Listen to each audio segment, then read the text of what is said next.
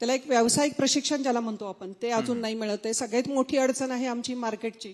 म्हणजे वस्तू तयार होती पण मार्केट आम्हाला मिळत नाहीये. तर त्यासाठी आपण भीमथडी जत्रा गेले 18 वर्ष झालं पुण्यामध्ये करतोय.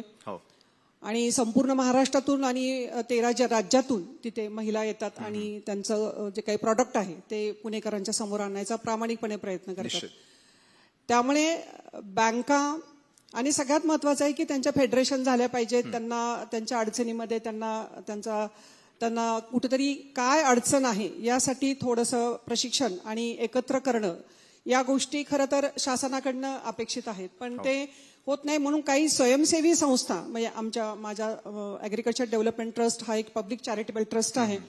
याच्या माध्यमातून जवळपास मी 6 तालुक्यात काम करते. आता माझ्याशी 30,000 महिला ह्या डायरेक्ट कनेक्टेड आहेत आणि आम्ही त्यांना जवळपास कर्जत जामखेड आता रोहित इथं समोर बसलेला आहे त्यामुळे त्याची मदत आहेच मला. पण बारामती, इंदापूर, पुरंदर या 3 तालुक्यात जवळपास 15,000 महिलांना माझ्या संस्थेच्या माध्यमातून 8 कोटी रुपये आपण फायनान्स केलेला आहे त्यांच्या व्यवसायासाठी.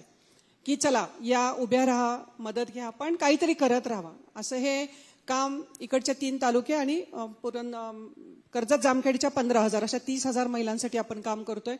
पुढच्या 2 वर्षामध्ये आम्हाला 50,000 महिलांपर्यंत पोहोचायचंय. त्यांच्या अडचणी समजून घ्यायच्यात आणि उद्योग व्यवसायामध्ये काय करता येईल. अगदी घरातल्या घरात शेळी पालन असेल, कोंबड्या असतील, गायी असतील किंवा तिकटाचं एखादं दुकान छोटंसं काहीतरी काढायचंय असं काहीतरी तिला करता आलं पाहिजे आणि ती सक्षम झाली पाहिजे, आर्थिकदृष्ट्या सक्षम झाली पाहिजे.